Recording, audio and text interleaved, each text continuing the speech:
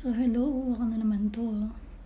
Bali, ang isi-share ko sa inyo ngayon is ano ba yung dadatnan ng mga first timer sa agency or ng mga mag-abroad sa agency pag galing silang Pinas papunta dito sa Saudi. Sa 4 na pag-abroad ko, ganito lagi yung nangyayari.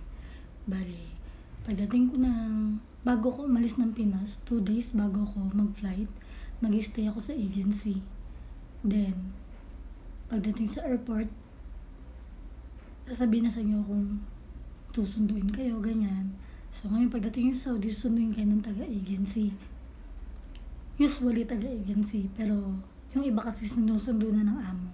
Pero sa akin, agency lagi sumusundo sa akin sa 4 na pag-abroad ko. Pagdating mo sa agency, may chance na kukunin nila yung cellphone mo, or kung hindi man kunin, walang wifi, and wala masyadong pagkain. So, kung medyo maarte ka sa pagkain, talaga magugutom ka kung wala kang baon. Medyo mahigpit sila. And may agency na di ka talaga papansinin, bahala ka pagdating mo, ilalak na nila kayo dun sa kwarto. So, huwag kayo magpapanik dun. Kasi 1 araw or 2 araw lang naman kayo dun. Okay lang yun. Pag nasundo naman na kayo ng amo mo, okay na lahat.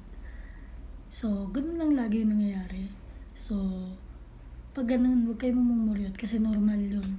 Pinagdadaanan ng lahat ng OFW yan na walang wifi, hindi ka kagad makakontak sa pamilya mo. Or walang pagkain, nakalak kayo dun sa agency.